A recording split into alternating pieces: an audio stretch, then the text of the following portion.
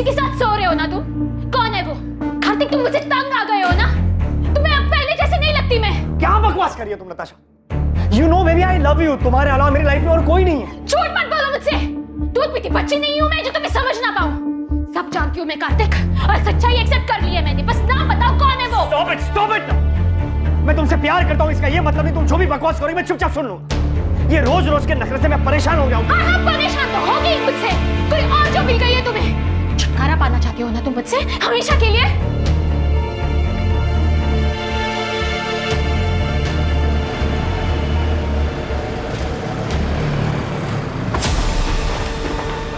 अरे कार्तिक सुन।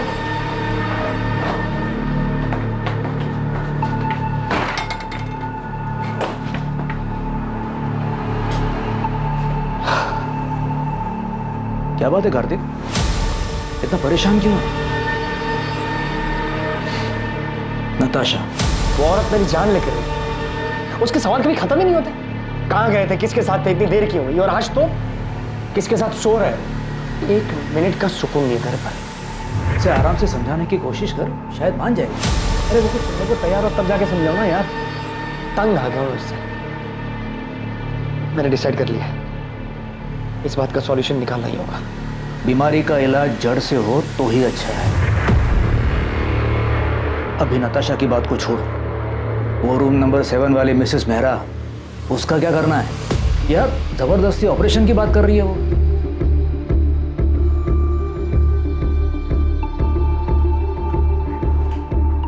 क्या हुआ? आप बहुत डिस्टर्ब लग रहे हैं। इसमें कौन सी नई बात है? फिर से झगड़ा हुआ क्या? हाँ, मेरी जिंदगी में एक ही तो परेशानी है। उसे हम पर शक है क्या? कार्तिक की बात अगर सच निकली तो सच में उसका अफेयर नहीं हुआ तो? मैं अपने पति को अच्छी तरह से जानती हूँ। मुझसे उब गया है, छुटकारा पाना चाहता है वो मुझसे, पर मैं ऐसा कभी होने नहीं दूंगी। मैं तुम्हारे साथ हूं नताशा। आगे जो कुछ भी करना है सोच समझ के करना होगा।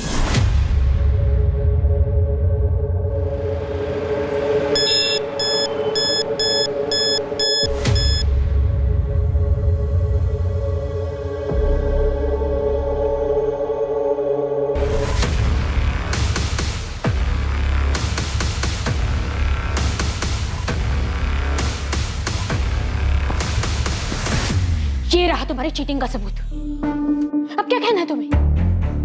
ये तुम्हें कहां से मिला? झूठ है ये। अब तो झूठ बोलना बंद करो कार्तिक। यकीन करो मेरा नताशा, ये नकली तस्वीरें हैं, मॉर्फ की हुई तस्वीरें। किसी ने तुम्हें बहकाने के लिए भेजी, ट्रस्ट मी। तुम मुझे बेवकूफ बना रहे थे कार्तिक। अब तुम देखना वो कैसे बर्बाद करती हूँ। अब धमकी दे रही हो तुम मुझे? तुम्हें जो समझना है तुम समझ लो। तुम भी सुन लो, मैं ऐसा होने नहीं दूंगा।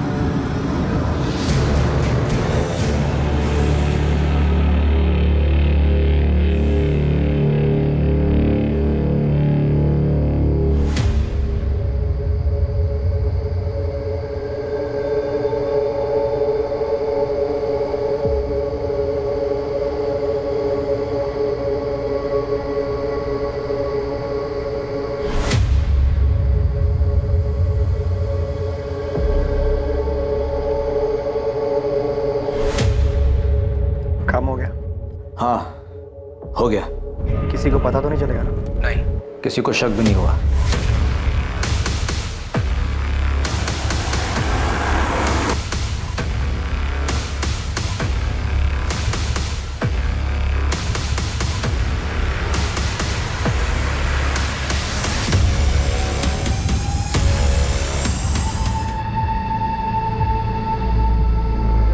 बॉडी पर और कोई भी जेवर नहीं सिवाय इस ब्रेसलेट।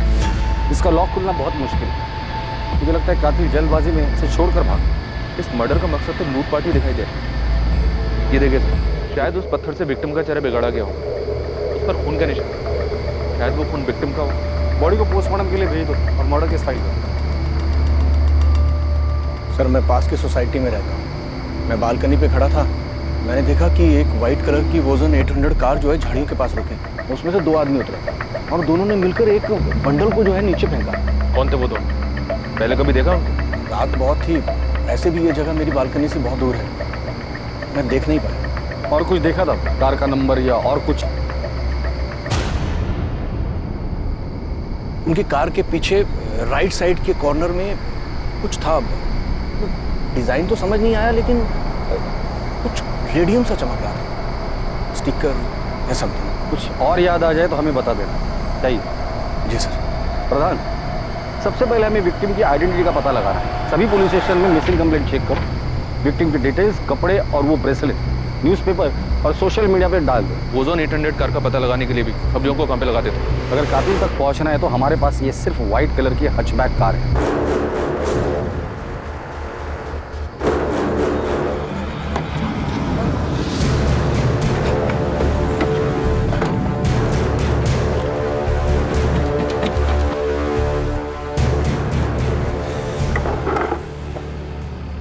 राजीव, किसी को शक तो नहीं होगा ना कि ये गाड़ी मेरी थी? तो टेंशन मत। अगर हम शांत रहेंगे ना तो किसी को कुछ नहीं पता चलेगा, समझा? और ये गहने का क्या करना है? तू रख,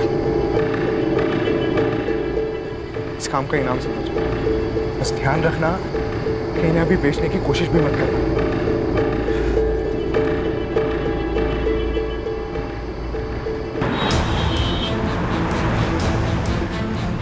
पुलिस ने अपना काम शुरू कर दिया और अगली सुबह सभी अखबारों में उस अज्ञात महिला की हत्या की खबर छपी। अज्ञात पीड़िता से जुड़ी जानकारी को सोशल मीडिया पर भी इस उम्मीद के साथ शेयर किया गया कि कोई ना कोई इस मृत महिला को पहचान लेगा। मुखबिरों को भी सक्रिय कर उस रेडियम स्टिकर वाली वोजान 800 कार का पता लगाने के लिए कहा गया, जिसका इस्तेमाल विक्टिम की लाश को ठिकाने लगाने के लिए किया गया था। पल्लवी मैम, हाँ क्या हुआ सरिता? वो शास्त्री नगर वाले केस में उन तीनों बच्चियों को कहाँ बेचा गया इसका पता चल गया। किसी चांद बेगम के कोठे पे हैं वो तीनों, डीबी रोड के रेड लाइट एरिया में। तुम ऐसा करो, अंजलि और पूजा से बात करो, उनसे कोऑर्डिनेट करके उन्हें कहो कि डायरेक्टली स्पॉट पर ही पहुंच जाए। मैं इंस्पेक्टर सिंह से बात करता हूँ। इस बार हमें तुरंत रेड करनी पड़ी। Okay ma'am.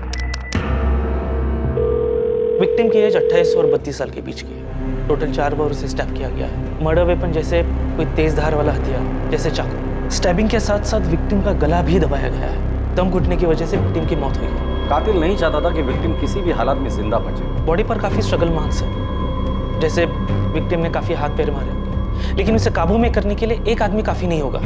इसलिए ऐसा लग रहा है कि हत्यारे एक से ज्यादा होंगे, but I am not sure. कोई सेक्सुअल असॉल्ट? नहीं, but victim was sexually active. मौत का समय क्या होगा? कल रात 10 और 12 के बीच।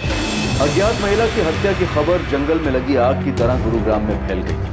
पुलिस उम्मीद में थी कि उन्हें पीड़िता के बारे में कोई ना कोई जानकारी जरूर मिलेगी जो पीड़िता को एक नाम देने में मददगार साबित होगी। और जल्द ही उनका इंतजार खत्म हुआ और ऐसी एक खबर ने उनके दरवाजे पर दस्तक दी। सर, मुझे पक्का यकीन है कि ये मेरी पड़ोसी नताशा है, नताशा गिल। मैंने कई बार उसे इन कपड़ों में देखा है। कपड़ों के साथ साथ ये जो गोल्डन ब्रेसलेट आप देख रहे हैं, ऐसा सेम ब्रेसलेट नताशा के पास था। आप श्योर हैं कि ये नताशा का ही है? हाँ सर, मैं पूरी तरीके से श्योर हूँ, क्योंकि उसी का ब्रेसलेट देखकर मैंने खुद के लिए सेम ब्रेसलेट बनवाया। ये देखिए। Wow Natasha, such a beautiful bracelet. Thank you.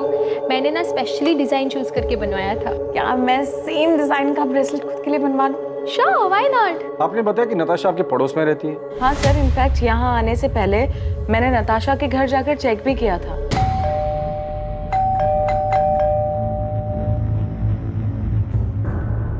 उसके बाद मैंने नताशा और उसके पति कार्तिक को फोन भी ट्राई किया, पर दोनों का नंबर स्विच ऑफ आ रहा था। ये सब देखकर मुझे लगा कि कुछ ना कुछ तो गड़बड़ है, इसलिए मैं सीधा यहाँ पर आ गई। आप मुझे कार्तिक और नताशा का नंबर लिख के दीजिए। वैसे ये दोनों काम क्या करते हैं? सर, कार्तिक डॉक्टर है और उसका खुद का नर्सिंग होम भी है, fit and care nursing home, जो जीवन चौक पर है। और नताशा टीचर है, स्कूल में हायर क्लासेस को पढ़ाती है। नताशा और कार्तिक के बीच रिलेशन कैसा था? देखने से तो सब ठीक ही लगता था सर, पर कभी कभी नताशा की बातों से ऐसा लगता था कि वो अपने हस्बैंड को लेकर बहुत पसेसिव थी। सर, कार्तिक और नताशा दोनों के फोन स्विच ऑफ। कोई और नंबर है? मेरा मतलब है माँ बाप या कोई रिलेटिव? नहीं सर, मेरे पास तो कोई नंबर नहीं है, पर आप उज्ज्वला से पूछ सकते हैं। वो मेरे यहाँ काम करती है और नताशा के यहाँ पर भी वही काम करती है।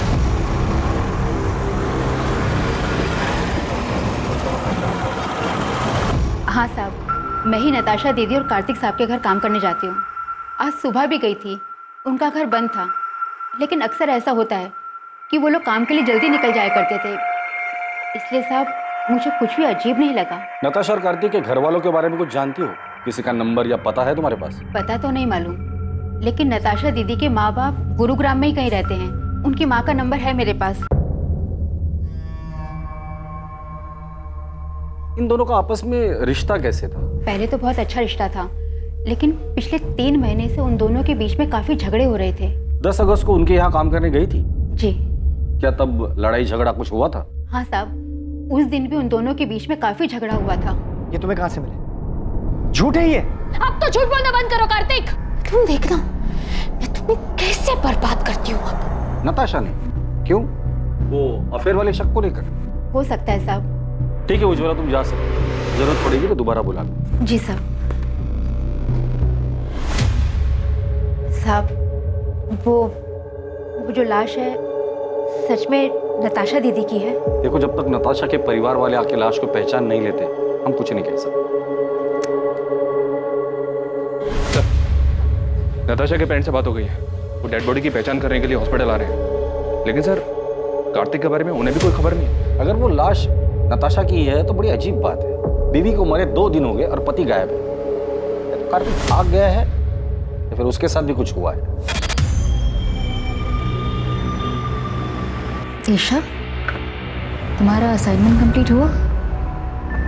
कल तुम्हारी लास्ट डेट है ना? नहीं माँ। क्यों? और तुम कॉलेज भी नहीं गई आज? मेरा मन नहीं हो रहा था। अच्छा माँ, वो पापा से बात हुई? नहीं, और मुझे उनसे कोई बात करनी भी नहीं। अच्छा ठीक है, बैठो खाना खाओ। वो तुम्हारे पापा हैं, तुम उनसे बात नहीं करोगी तो सब क्या कहेंगे? जिसे जो बोलना है बोलने दो माँ, मुझे कोई फर्क नहीं पड़ता। जो कुछ भी हुआ है उसे अब पीछे छोड़कर आगे तो बढ़ना पड़ेगा ना। ईशा, मैं तुमसे बात कर रही हूँ, फोन साइड में रखो। माँ, आपने ये मैसेज देखा क्या? ये आपकी बेटी नताशा के? नताशा के बाई एड़ी में काला निशान है बचपन से।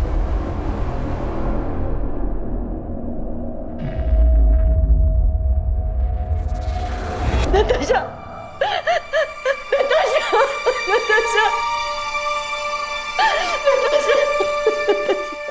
सर 4 साल पहले नताशा को मलेरिया हुआ था।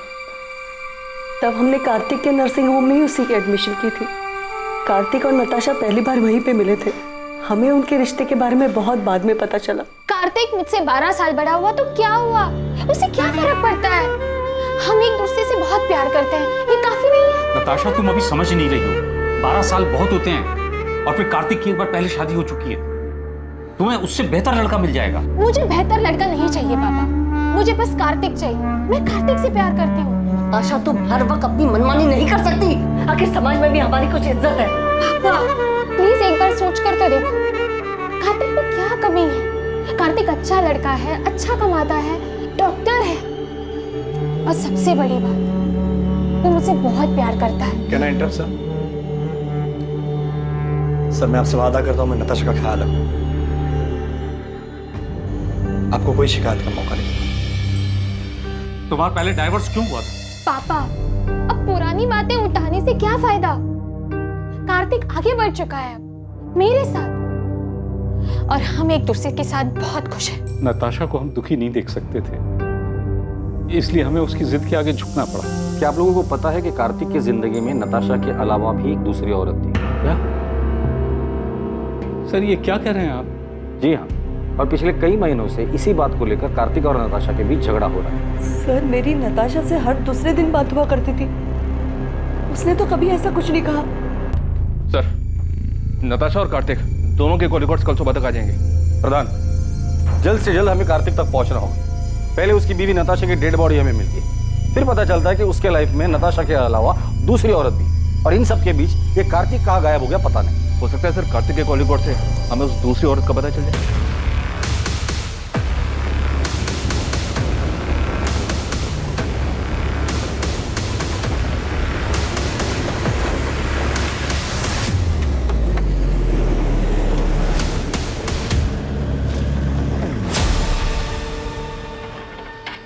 क्या भाई, कब से देख रहा हूँ पीछा कर रहा है मेरा। कौन है तू? अरे मेरा एक दोस्त है सतीश, मुझे लगा उसकी गाड़ी है। अबे कौन है सतीश? मैं किसी सतीश को नहीं जानता। पिछले 10 साल से ये गाड़ी मेरे पास है। ऐसे कैसे हो गया? नंबर तो वही है। अबे ये गाड़ी मेरी है। टाइम बर्बाद कर रहा है मेरा। चल निकल। फिर मुझसे ही गलती हुई होगी, नंबर गलत याद होगा। सॉरी। हाँ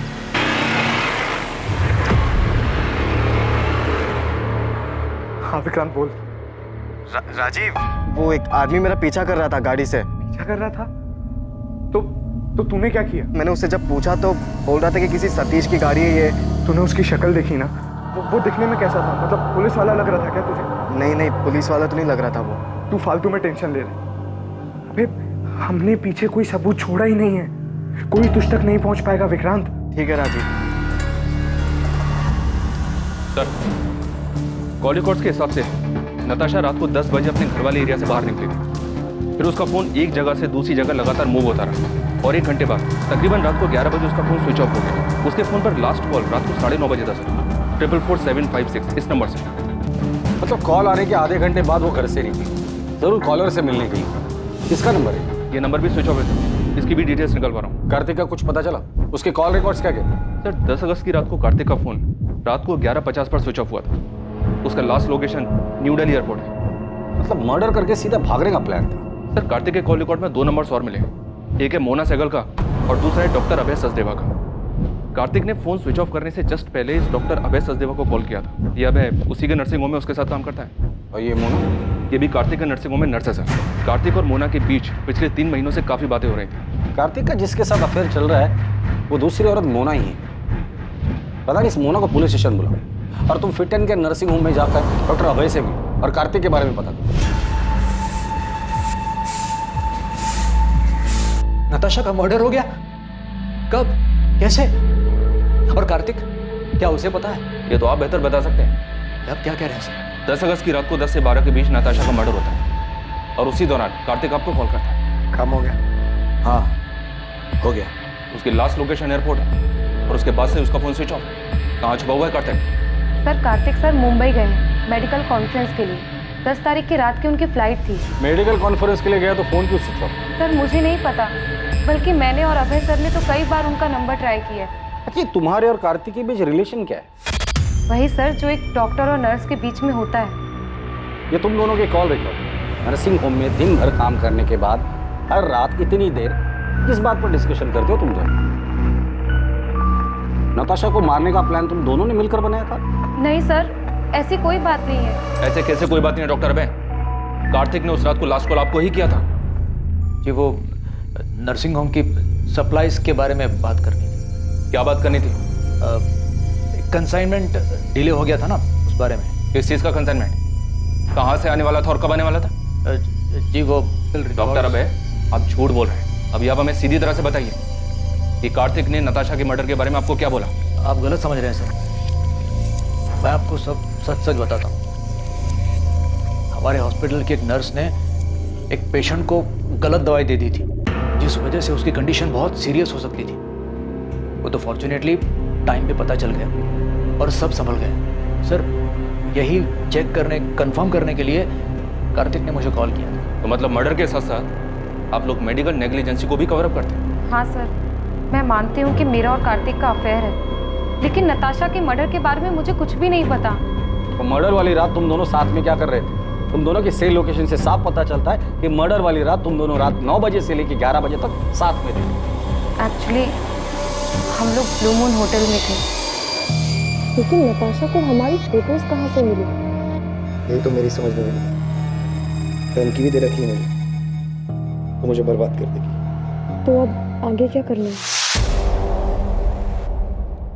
इससे पहले कि नताशा नाम का सरदर्द नासुर बने, मुझे इसका जड़ से इलाज करना होगा। तो नताशा से छुटकारा पाने के लिए कार्तिक ने नताशा को रास्ते से ही हटा दिया? सर उस रात मैं और कार्तिक साथ में ड्रिंक कर रहे थे। नताशा ने जीना मुश्किल कर दिया। हर रोज नए ड्रामे करती है। आज तो पता नहीं कहाँ से उसे मेरे और मोना के फोटोज आने लगे। लेकिन उसके पास फोटोग्राफ्स आए कहाँ से? पता नहीं यार कहाँ से मिले। लेकिन अब इस बात का परमानेंट सॉल्यूशन करना है। मतलब कार्तिक ने नताशा को मारने की बात की थी। सर मुझे नहीं पता कि कार्तिक ने ऐसा क्यों कहा, उसके कहने का क्या मतलब था, लेकिन मैं कार्तिक को अच्छे से जानती हूँ, वो ऐसा बिल्कुल भी नहीं कर सकता। सर हमने हमारे रिलेशन को सीक्रेट रखा था, अगर किसी को ये बात पता थी तो वो बस डॉक्टर अभय है। तो क्या वो पिक्चर्स डॉक्टर अभय ने नताशा को भेजी? नहीं सर, भला मैं क्यों नताशा को कार्तिक और मोना के पिक्चर्स दूंगा, वो पहले इतना परेशान था। रही बात नताशा के मर्डर की, तो सर मुझे नहीं लगता कार्तिक ऐसा कुछ करे। कार्तिक मुंबई में जिस मेडिकल कॉन्फ्रेंस के लिए गया है, वहाँ किसी को बोल के उससे बात कर सकते हैं आप? सर कार्तिक का पता चल गया है, वो अभी मुंबई में ही है, बात हो गई है उससे, वो यहाँ गुरुग्राम के लिए निकल रहा है। कार्तिक को तो पता ही नहीं है कि उसकी वाइफ नताशा का मर्डर हो चुका है। जब उसको बताया काफी चौंक गया था। कितनी बार बताऊं सर, मैंने फोन स्विच ऑफ नहीं किया था। मोना से मिलने के बाद मैं कैब लेकर एयरपोर्ट के लिए निकला था और गलती से फोन कैब में छूट गया। नताशा से पहले भी तुम्हारी एक शादी हुई, वो बीवी कहाँ है? उसकी डेथ हो चुकी है। उसी के बाद मैंने नताशा के साथ शादी की। नताशा के माँ बाप को झूठ क्यों बोला था कि तुम्हारा डिवोर्स हुआ है? मैंने झूठ नहीं बोला, नताशा ने बोला था। वो क्यों झूठ बोले? मैं कैसे बता सकता हूँ? 10 अगस्त की रात जब तुम तुम्हारे दोस्त अभय के साथ ड्रिंक कर रहे थे, तब तुमने कहा था कि नताशा का परमानेंट सॉल्यूशन ढूंढना है। अब इस बात का परमानेंट सॉल्यूशन ढूंढना होगा। और यही बात तुमने मोना से भी कही थी, मर्डर वाली रात। इससे पहले कि नताशा नाम का सरदर्द नासुर बने, मुझे इसका जड़ से इलाज करना। मेरे कहने का मतलब ये नहीं था सर, मैं डिवोर्स की बात कर रहा था। मैं नताशा से मिलकर आउट ऑफ कोर्ट सेटलमेंट करने की बात कर रहा था। तो इस मर्डर में तुम्हारा कोई हाथ नहीं। मैं नताशा का मर्डर क्यों करूंगा सर? और कोई है जो नताशा को मारना चाहता हो? मुझे इस बारे में नहीं पता सर, लेकिन सर हमारी शादी से पहले नताशा का एक दोस्त हुआ करता था, अमृत। वो उसे बहुत पसंद भी करता था। इनफैक्ट हमारी शादी के बाद उसने नताशा के साथ बात करना भी बंद कर दिया था। हाँ सर, मैंने उससे बात करनी बंद कर दी क्योंकि मैं नताशा को पसंद करता था, लेकिन नताशा कार्तिक से प्यार करती थी। उस वक्त मैं ये देख नहीं पाया और मैंने उससे बात करनी बंद कर दी। और फिर 3 साल बाद तुम दोनों में बातें शुरू हो। तुम्हें लगा इस बार तुम्हारा चांस लगेगा, क्योंकि नताशा कार्तिक से नाराज थी। उन्हें बात करने की कोशिश की, लेकिन नताशा ने मना कर दिया और इसलिए गुस्से में आकर तुमने नताशा को मार डाला। सर मैंने किसी को नहीं मारा और ना ही मैं नताशा से प्यार करता था। 3 महीने पहले इत्तेफाकन वो मुझे एक सोशल नेटवर्क की साइट पे मिली। हमारी बातचीत हुई और नंबर एक्सचेंज किया। चल मान लेते कि तू जो कुछ भी बोल रहा है वो सच बोल रहा है। नताशा तुम्हारी अच्छी दोस्त थी, काफी बातें शेयर हुई होगी। तुम्हें क्या लगता है नताशा को किसने मारा? सर वो सब मुझे नहीं पता, लेकिन मैं इतना बता सकता हूँ कि नताशा ने तय कर लिया था कि वो कार्तिक के ऊपर चीटिंग का केस करे। उसे बर्बाद करना चाहती थी। हो सकता है कार्तिक उसे अपने रास्ते से हटाना चाहता है।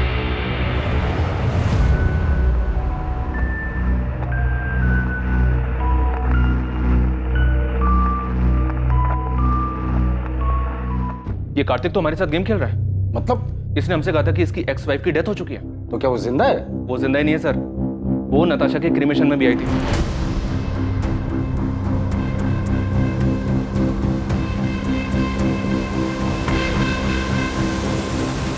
पल्लवी गिल, कार्तिक की एक्स वाइफ। कार्तिक ने हमसे ये क्यों कहा कि उसकी एक्स वाइफ की डेथ हो चुकी है? मुझे नहीं पता। हमारे रिश्ते के बारे में सभी लोग जानते हैं, कुछ छुपा नहीं है इसमें। नताशा भी हमारे रिश्ते के बारे में जानती थी। अब लोगों को डिवोर्स क्यों हुआ? डिवोर्स नहीं हुआ है हमारा। मतलब आप दोनों का डिवोर्स नहीं हुआ था और उसके बावजूद कार्तिक ने नताशा से शादी कर ली थी। मैं जानता हूं तुम्हें हर्ट कर रहा हूं, लेकिन अब और धोखे में रखना नहीं चाहता। कार्तिक हम तो एक साथ खुश थे ना, फिर ये अचानक से क्या हो गया? पल्लवी, मैं नताशा को शादी करने का वादा कर चुका। कार्तिक अपना मन बना चुका था। वो नताशा से प्यार करता था और मेरे पास उसे रोकने की कोई वजह बची नहीं थी। आप दोनों की शादी कब हुई? 2007 में लव मैरिज थी। दोनों का कोई बच्चा? अच्छा माँ, वो पापा से बात हुई? नहीं। वैसे नताशा की वजह से आप दोनों की शादी टूटी थी, तो नताशा के लिए आपके दिल में रंजिश तो रही होगी। नताशा के लिए रंजिश रखकर मैं क्या करती? मैंने जो किया था उसका किया तो भुगतना ही था। मतलब मैं कार्तिक की पहली बीवी नहीं हूँ, मैं उसकी दूसरी बीवी हूँ। क्या? तो उसकी पहली बीवी कौन है और कहाँ है? गीता नाम है उसका, रोहतक से है वो। जब कार्तिक मुझसे मिला था वो शादीशुदा था। हमारे बीच में प्यार हुआ, मैं उनके बीच में आ गई थी, तो उसने गीता को डिवोर्स दे दिया। मतलब आप कह रही है कि कार्तिक की 3 शादियां हो गई है और उसके बावजूद अभी उसका किसी और के साथ अफेयर चल रहा है? कार्तिक हमेशा ऐसे ही खुदगर्ज था, बस मैं प्यार में अंधी हो गई थी। गीता कार्तिक की पहली थी, इसका एड्रेस है आपके?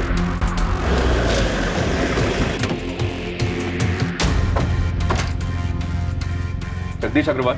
हाँ सर मैं ही हूँ, लेकिन आप क्यों पूछ रहे हैं? 444756 ये तेरा नंबर है ना? हाँ सर, मैंने फ्री इंटरनेट के लिए लिया था। उसके फोन पर लास्ट कॉल रात को 9:30 बजे था सर। 444756 इस नंबर से। ये नंबर भी स्विच ऑफ है सर। इसकी भी डिटेल्स निकलवा रहा हूँ। अभी सच सच बोल, नताशा गिल को क्यों मारा? नताशा? सर ये कौन है और मैं किसी को क्यों मारूंगा? तू एडीआई कॉलेज में पढ़ता है ना? नहीं सर, मैं तो एसआरवी कॉलेज में पढ़ता हूँ। सर मुझे नहीं पता आप किस मर्डर की बात कर रहे हो। मैं किसी नताशा को नहीं जानता और इंटरनेट यूज़ करने के बाद मैंने वो सिम कार्ड फेंक दिया था सर। और तेरी इस लापरवाही की वजह से किसी ने उस सिम कार्ड का इस्तेमाल करके बहुत सफाई के साथ मर्डर कर दिया। सच सच बता, नताशा के मर्डर में कहीं तेरा हाथ तो नहीं? दिमाग खराब हो गया तेरा? क्या बोलना क्या चाहता तू? पुलिस को तुझ पे शक? उस रात तूने कहा था कि तू नताशा से काफी परेशान था, उससे पीछा छुड़ाने के लिए कुछ करने की सोच रहा था। अभय, मैं मुंबई से लौटने के बाद नताशा के साथ डिवोर्स देने की सोच रहा था। ये बात तू मुझे उस रात भी कह सकता था। मुझे भरोसा नहीं मुझे। मैं तुझ पे भरोसा करना चाहता हूँ। एंड आई ट्रूली होप कि तू सच बोल रहा है।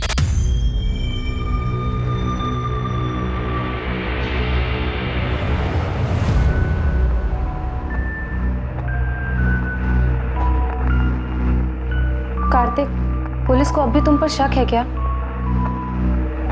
उनका शक इतनी जल्दी खत्म नहीं होगा। तो अब आगे क्या करना है?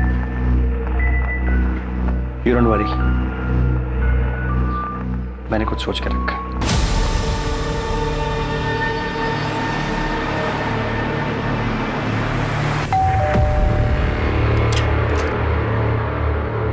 गीता कक्कड़ जी।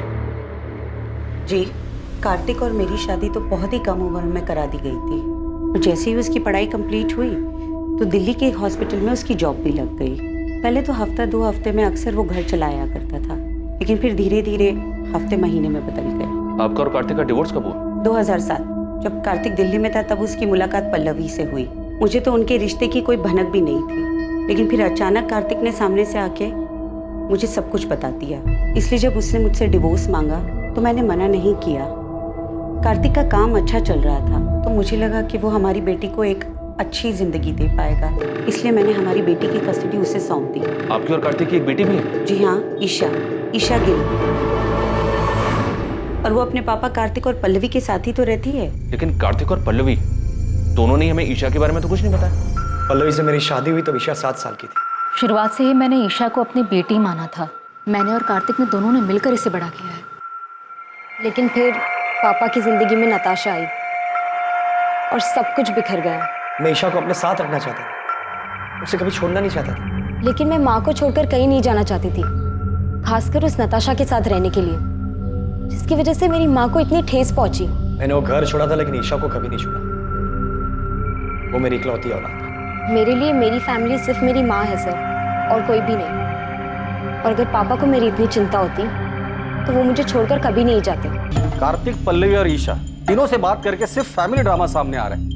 अभी तक हमारे पास किसी के खिलाफ कोई सबूत भी नहीं है और ना ही कोई वजह। सर कार्तिक के कॉल रिकॉर्ड्स के हिसाब से भी उसकी और नताशा की लोकेशंस अलग अलग है। मैंने पल्लवी और ईशा के कॉल रिकॉर्ड्स भी स्टडी की। इंसिडेंट के वक्त ये दोनों घर पर ही थे। इनके अलावा डॉक्टर अभय, नताशा का फ्रेंड अमृत और नर्स मोना, इनके खिलाफ भी कुछ नहीं मिला। तो प्रधान, नताशा को मारा किसने? किसने की होगी इतनी जबरदस्त प्लानिंग जो हमारे हाथ ही नहीं लग रहे? साहब अंदर आऊं क्या? आजा बहादुर, कुछ अच्छी खबर है तो बता। साहब, हमने गुरुग्राम में आपकी सफेद कार को पूरी तरह छान मारा, लेकिन किसी भी कार पे वो स्टिकर नहीं दिखा सर।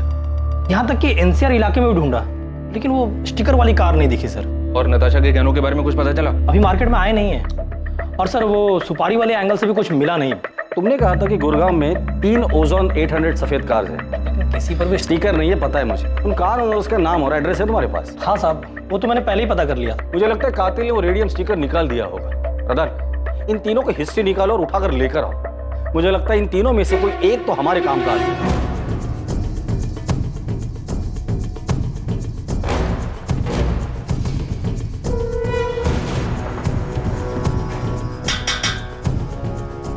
क्या हुआ सर? विक्रांत मेरा बेटा है। कहाँ है? वो तो गैरेज में गया है काम कर। विक्रांत जहाँ काम करता है वहाँ का एड्रेस दीजिए। सब क्या हुआ मुझे?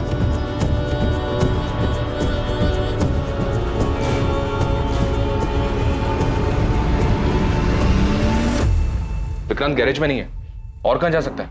मुझे नहीं पता साहब। सर ये देखिए सर, ये विक्रांत के कमरे से मिला है। जूतों के डब्बों में छुपा कर रखा गया था। और सर विक्टिम के पति ने जो हमें फोटोज दी थी उससे ये मैच करता है सर। ये इतने महंगे गहने, ये किसके है साहब? उस औरत के जिसका खून आपके बेटे ने किया। खून?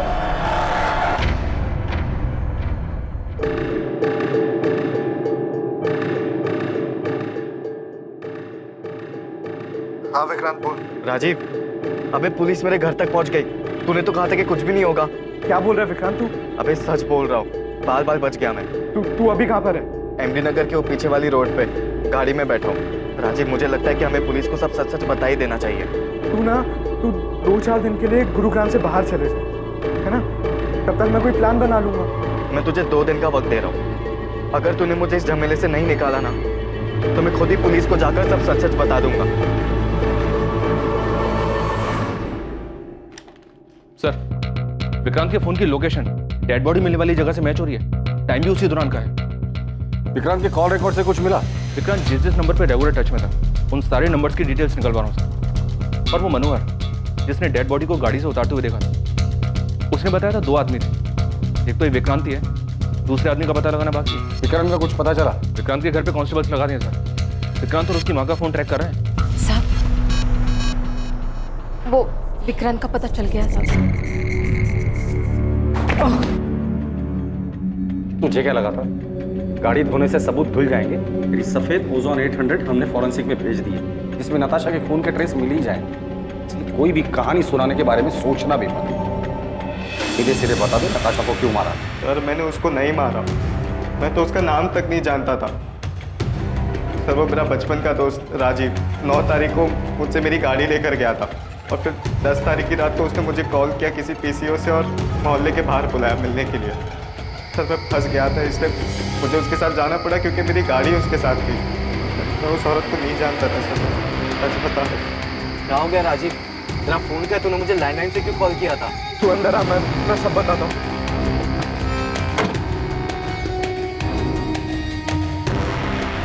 राजीव तू इतना बौखलाया हुआ क्यों है? कुछ बताएगा मुझे क्या हुआ?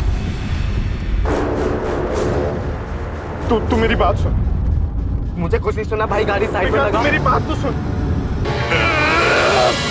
सर मैं प्यार के जुनून में अंधा हो गया था सर।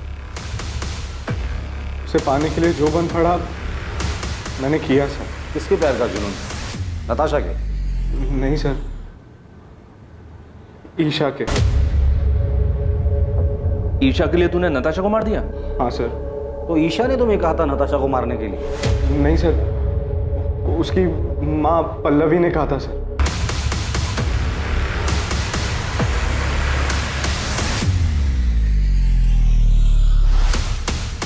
पल्लवी मुझे बिल्कुल पसंद नहीं करती थी, क्योंकि मैं उसकी बेटी के स्टेटस के बराबर नहीं था। मैं और राजीव पिछले 6 महीने से डेट कर रहे थे, पर माँ हमारे रिश्ते से खुश नहीं थी। तकरीबन 1-1.5 महीने पहले मैंने राजीव को घर बुलाया था लंच पर, ताकि माँ उसे और जान सके। जब मैंने राजीव को घर पे देखा तो मुझे लगा कि इस मर्डर को अंजाम देने में मैं उसका इस्तेमाल कर सकती हूँ। इसलिए मैंने उसके सामने एक शर्त रखी। तुम अगर ईशा के साथ रहना चाहते हो, मेरा एक काम करना पड़ेगा। मैं आपकी बेटी से प्यार करता हूँ और ईशा के साथ के लिए मैं कुछ भी करने के लिए तैयार हूँ। किसी की जान ले सकते हो? माँ, इस सब में आप राजीव को क्यों खींच रही हो? तुम्हारे साथ रहना चाहता है ना, तुम्हारा साथ नहीं दे सकता। राजीव नताशा को मारने के लिए तैयार था, ईशा नहीं चाहती थी कि वो किसी पछड़े में पड़े। मैं उसका इस्तेमाल नहीं कर सकती। हाँ, अगर वो तुमसे प्यार करता है तो तुम्हारे लिए इतना तो कर ही सकता है। लेकिन माँ, आप ऐसे कैसे किसी और की लाइफ डेंजर में डाल सकती हो? उसका तो इन सब से कोई लेना देना भी नहीं है। थोड़ा अकल से काम लो ईशा।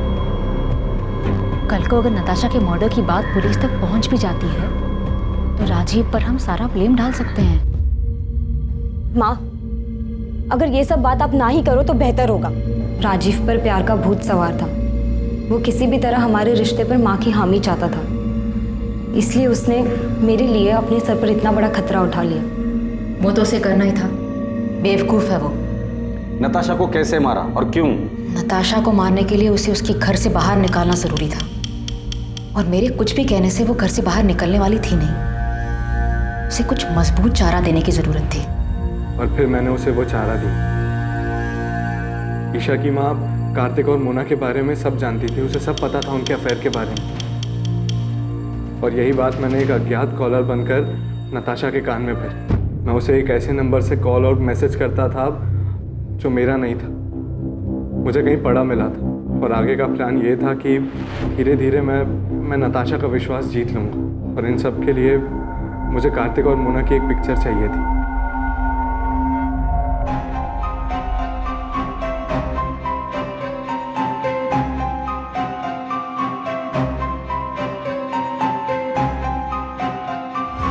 प्लान के मुताबिक 10 अगस्त को राजीव ने वो फोटोज उसे दिखाए। मुझे पता था नताशा वो फोटोज देखकर बहुत अपसेट हो गई। फिर रात 9:30 बजे मैंने नताशा को कॉल कर मिलने बुलाया।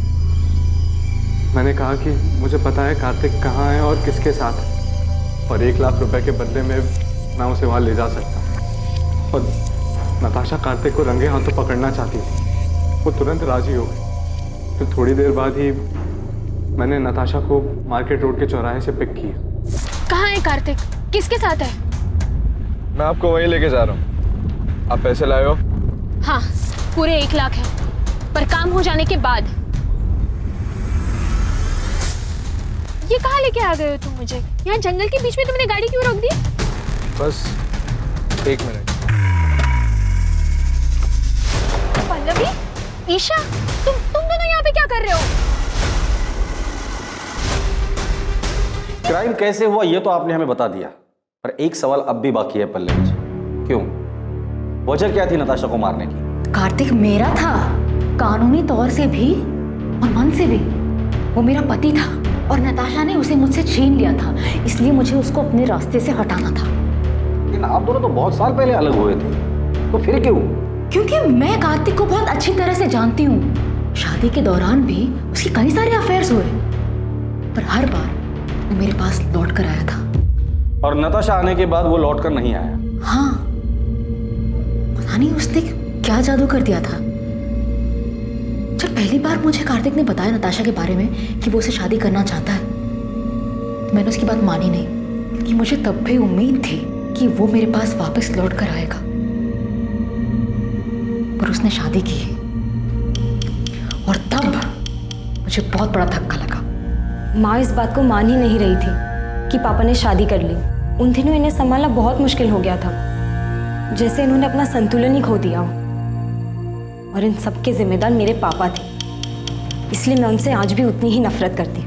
धीरे धीरे सब ठीक होने लगा था, माँ की तबीयत भी संभलने लगी थी। पर कार्तिक गिल को हमारी खुशियां कहाँ मंजूर थी।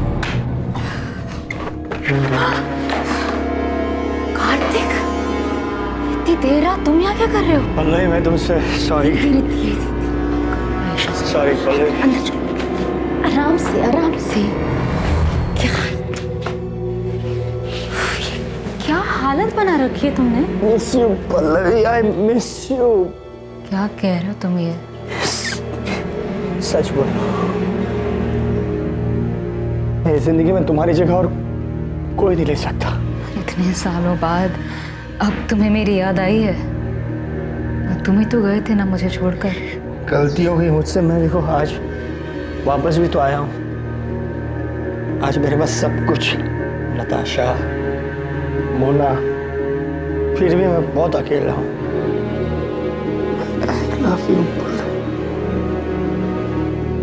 I love you.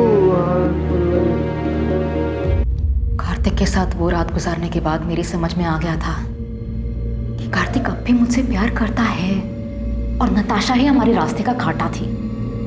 इसलिए नताशा को रास्ते से हटाने का प्लान तुमने बना लिया और उसमें ईशा को भी शामिल कर लिया। क्या माँ, आपको समझ भी रहा है आप क्या सोच रही हो? तुम नहीं समझ रही हो मैं क्या बोल रही हूँ। नताशा के जाने के बाद सब कुछ पहले जैसा हो जाएगा। हम सब लोग खुशी खुशी रहने लग जाएंगे। तुम्हारे पापा भी हमारे साथ रहेंगे। आप प्लीज संभालो खुद को और मेरी बात को समझो। ये सब करने का कोई फायदा नहीं होगा माँ। पापा लौटकर नहीं आने वाले। प्लीज मेरी मदद करो। मैं अपनी माँ की तरह सपनों में नहीं जीती। मैं जानती थी ऐसा कुछ नहीं होगा। पापा की फितरत बदलने वाली नहीं थी, जब तुम्हें ये सब कुछ पता था तो माँ का साथ क्यों दिया? क्योंकि ये मेरी माँ है। बचपन से सिर्फ इन्होंने ही मुझे प्यार दिया है। मेरे अपने माँ बाप तक को मेरी कोई फिक्र नहीं है। इन्होंने कभी मुझे अकेला नहीं छोड़ा। और जहाँ तक बात नताशा की थी, तो मेरी माँ की हालत की जिम्मेदार वही है। उसी ने हमारा घर तोड़ा था। सच कहूं, उसे मारने का मुझे कोई गम नहीं। तुम लोगों की जिंदगी अच्छे से कट रही थी। तुम दोनों को देखकर कोई नहीं कहेगा कि ईशा तुम्हारी असली बेटी नहीं है, तुम उसकी असली माँ नहीं। इतना सब कुछ अच्छे से चल रहा था, वो एक झटके में तुमने खत्म कर दिया। एक ऐसे आदमी के लिए जिसने बार बार ये साबित किया है कि वो तुम्हारा ही नहीं, किसी का भी अच्छा पति बन ही नहीं सकता। और तुम्हारा घर नताशा ने नहीं तोड़ा है, कार्तिक, जिसे अपना घर, परिवार की या शादी इस शब्द की इज्जत करने आती ही नहीं है। बेटा, ये तुमने क्या कर दिया? क्यों किया ऐसा? नताशा ने तुम लोगों का क्या बिगाड़ा था? नताशा ने नहीं, आपने बिगाड़ा। शौक क्यों हो रहे हैं? शादी और रिश्तों का मजाक बनाना तो आपकी आदत है ना। किसी के साथ रहना नहीं रहना ये तो आपकी मर्जी है। जब जी चाहा तब आप वापस आ गए और जब जी चाहा तब छोड़ दिया। पहले गीता, फिर माँ, नताशा और अब मोना। उसके साथ भी आप यही करेंगे ना? न जाने कितनी लड़कियों के साथ आपने सेम ड्रामा किया होगा। आपको तो ये भी नहीं पता कि इन सब चीजों का मुझ पे कितना बुरा असर पड़ा है। मुझे तो शर्म आती है कि मैं आपकी बेटी हूँ।